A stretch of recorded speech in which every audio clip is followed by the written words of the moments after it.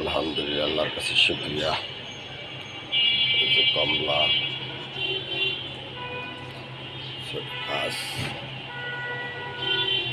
গাছ, তারপরে কমলা, আরও অনেক গুটি আছে। মাশাআল্লাহ, মহান আল্লাহ তাআলার কাছে শুকরিয়া।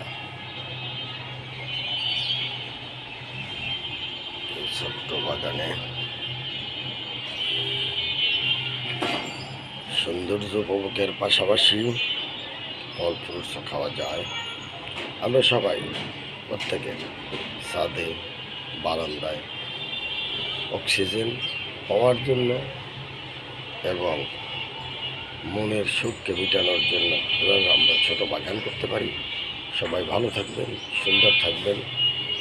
আমি ডাক্তার আরিফুর রহমান, সবার কাছে দোয়া চাই। আসসালামু আলাইকুম ওয়া রাহমাতুল্লাহ।